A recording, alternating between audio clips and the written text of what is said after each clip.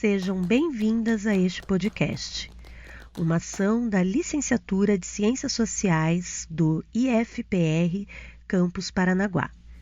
Neste projeto, vamos trazer provocações, leituras e análises sobre diferentes obras, clássicas e contemporâneas, que tocam as ciências humanas.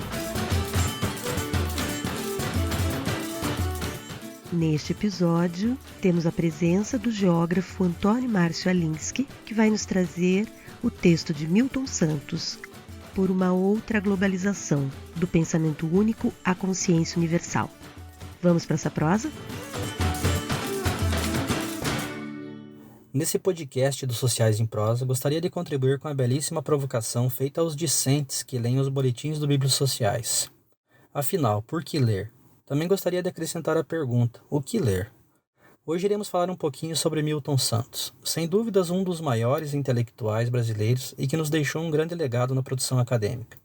A primeira coisa que importa dizer é que ele era um intelectual negro e, como mesmo dizia, não é fácil ser intelectual no Brasil, assim como não é fácil ser negro. Isso nos lembra Florestan Fernandes ao defender que o nosso país somente será democrático quando o negro estiver inserido na sociedade, justamente porque é o que mais sofre. Para isso, basta ver os dados dos mapas da violência. Assim como Florestan, defendia um rigor metodológico nas análises científicas, justamente para que esta tenha, dentre outras coisas, credibilidade. Por conta disso, dizia que o intelectual não deve se preocupar com as críticas, e sim deve ter condições de defender seus argumentos. Toda sua obra é marcada por uma densidade teórica e um rigor metodológico, mesmo quando ele fala que não irá se preocupar com isso, como é o caso do livro Por uma outra globalização, do pensamento único à consciência universal, que iremos dar umas pinceladas para instigá-los à leitura. Em linhas gerais, densidade teórica, rigor metodológico, interdisciplinaridade, escrita acessível e organização muito didática são a sua marca registrada. A ênfase do livro vem da convicção no papel da ideologia na produção, disseminação, reprodução e manutenção da globalização, pois tanto podemos fazer do planeta o que ele é, como podemos mudá-lo. Para o autor, esta mudança virá pelos países subdesenvolvidos e não pelos ricos. Claro que de início você já começa a refletir sobre os sentidos e teorias da globalização, como nos escritos de Yanni, e como ela se dá. E isso é realizado a partir de 3 enfoques. Diz que, como fábula, ela é o que querem nos mostrar, apontando o papel, por exemplo, da grande mídia. É a consagração de um discurso único, como se as técnicas e tecnologias estivessem à disposição de todos, bem como todas as soluções para nossos problemas. É como se o mundo estivesse para todos ao alcance da mão. Trata-se da construção de um imaginário a serviço do dinheiro, fundamentado na monetarização da vida social e pessoal. É aqui que se fala da morte do Estado, um discurso para que ele não atenda às populações vulneráveis e fique, como desde sempre, atendendo bancos, grandes empresas do campo e da cidade e outros interesses internacionais. Como perversidade, é como ela é de fato, o que sentimos e vivemos cotidianamente, uma fábrica de perversidade. Desemprego crônico, pobreza, perda de poder de compra da classe média, salários médios baixando, fome e desabrigo sendo generalizado. Novas enfermidades aparecem, velhas enfermidades reaparecem, mortalidade infantil permanece a despeito dos progressos médicos, educação de qualidade restrita, corrupção, etc. Tudo isso atrelado aos comportamentos competitivos que caracterizam as ações hegemônicas, ou seja, o presente processo de globalização. E como possibilidade, ela pode ser uma outra globalização, constituída para atender às demandas sociais. Este último enfoque é o mais valorizado pelo autor, pois assim como nós acredita que temos todos os meios, inclusive técnicos e tecnológicos, para fazermos desse mundo um lugar melhor. As bases materiais do período atual são, entre outras, a unicidade da técnica, a convergência dos momentos e o conhecimento do planeta. É nessas bases que o grande capital se apoia para construir a globalização perversa. Mas são essas bases técnicas que poderão servir a outros objetivos, se forem postas a serviço de outros fundamentos sociais e políticos. Dentre as condições para tal, destaquemos aqui o progresso da informação e a mistura de filosofias em detrimento do racionalismo europeu, bem como a emergência de uma cultura popular que se serve dos meios técnicos que antes não possuía. A possibilidade é exatamente a escrita de uma nova história. O seu texto é brilhante. Metodologicamente, vemos a totalidade dialética num belo exercício, pois temos o local e o global interagindo a ponto de criarmos particularidades, que dão esse tom heterogêneo ao mundo. Na dialética apontada por Santos, não temos uma negação como aquela em Hegel. No caso dele, vemos a interdependência, na ideia de que um não existe sem o outro.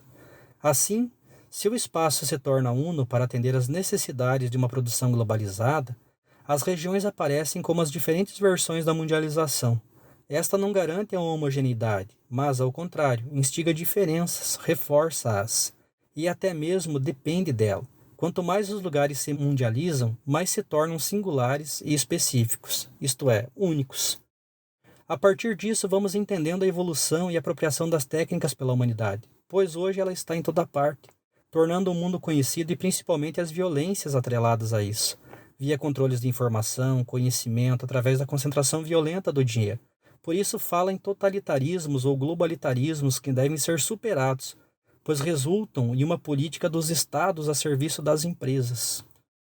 Olhando para esse e outros textos, vemos que o autor é fiel à sua tradição intelectual, mostrando que o mundo é muito diferente do que nos fazem crer. Ele mostra a resistência e que os sujeitos de baixo ainda alcançarão seu êxito, mas para isso a própria ciência deve ser ressignificada, retrabalhada, a ponto de criarmos intelectuais capazes de entender a dinâmica do espaço global e suas consequências. Não por acaso, Fanon também foi uma de suas referências. É uma forma de dizer explicitamente que podemos caminhar para outra civilização, que não é essa da avareza e da destruição de tudo, inclusive da dignidade humana.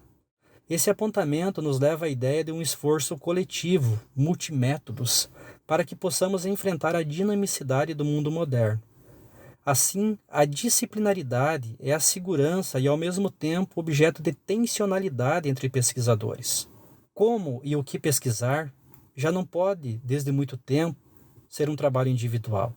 Não por acaso está em constante debate com sociólogos como Durkheim para dialogar sobre o método nas ciências sociais e com Mills para acionar uma necessária imaginação geográfica, visto que este último autor falava numa imaginação sociológica. Acrescentemos aí a economia desde Myrdal a Marx para compreender a dinâmica dos espaços em países subdesenvolvidos. Eis aí a sua grande contribuição em evidenciar que os espaços reagem de formas distintas, criando uma heterogeneidade muito diferente daquelas visões que pregam a homogeneidade de tudo via globalização. Aliás, essa discussão apontada por Santos desde a década de 60 está muito em evidência via autores como Quijano, Dussel, Wallenstein, Escobar, Fanon, Boaventura e tantos outros mais, onde se reivindica uma diversidade de epistemologias, de práticas e de saberes desde os países do Sul. Tudo isso para que possamos chegar ao debate sobre a força das culturas populares e como esta pode ser revolucionária, de fato. Para Santos, a cultura popular está se servindo dos meios técnicos que antes eram exclusivos daqueles que monopolizavam, dentre outras coisas, a informação. Isso ajuda na comunicação e difusão da informação, porém, se as pessoas não forem bem informadas, podem usar isso para a disseminação de falsas verdades. Por isso, uma educação de qualidade é mais que primordial. Precisamos de formações políticas pautadas numa ética socioambiental. O neoliberalismo é nefasto. E no jogo de força sobre os melhores espaços, empresariais, políticos, econômicos, o que se quer é naturalizar a pobreza e tudo de ruim que a ela se vincula. Afinal, não somos responsáveis por nós mesmos? É isso que nos fazem crer, enquanto o Estado presta um serviço indispensável ao chamado mercado. Ele o faz crescer e também a oprimir, mas a culpa é sempre nossa. Pode-se, todavia, imaginar outro cenário? A proposição é a reação de baixo para cima, criando movimentos fortes que resultem numa vida melhor, numa cidadania de fato. Acredita que a escassez diferencial entre classes médias e pobre pode levar a um movimento pela democracia e bem-estar social, justamente porque a classe média está mais preocupada em continuar consumindo e vinculada aos governos que as favoreçam. Por isso não importa se esse governo é autoritário ou não. O que importa é continuar se beneficiando. Mas, como o autor adianta, cedo ou tarde elas também serão impactadas e acabarão naturalmente se vinculando aos de baixos para reivindicar melhorias. Bem, infelizmente o contexto atual mostra que a classe média ainda se inclina ao poder da opressão e do consumo, frente à dignidade social. Mas a história ainda não acabou. Santos afirma que estamos descobrindo o sentido de nossa presença no planeta e que a história universal verdadeiramente humana está finalmente começando. A mesma materialidade, atualmente utilizada para construir um mundo confuso e perverso, pode vir a ser uma condição da construção de um mundo mais humano. Basta que se completem duas grandes mutações ora em gestação, a tecnológica e a filosófica da espécie humana. A grande mutação tecnológica é dada com a emergência das técnicas da informação, as quais, ao contrário das técnicas das máquinas, são constitucionalmente divisíveis, flexíveis e dóceis, adaptáveis a todos os meios e culturas, ainda que seu uso perverso atual seja subordinado aos interesses dos grandes capitais. Mas, quando sua utilização for democratizada, essas técnicas doces estarão a serviço do homem.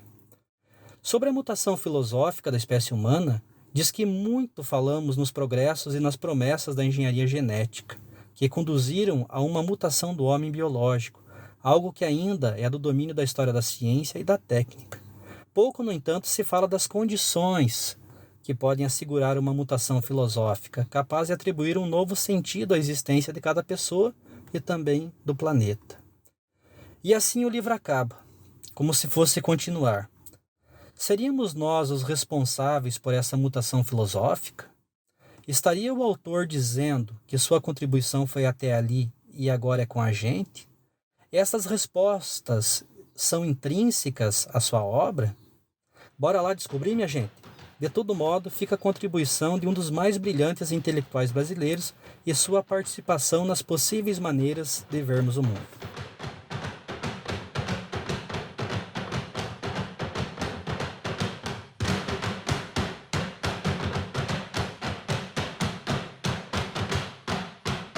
A partir da exposição do professor Antônio, lançamos a questão problema do episódio 11.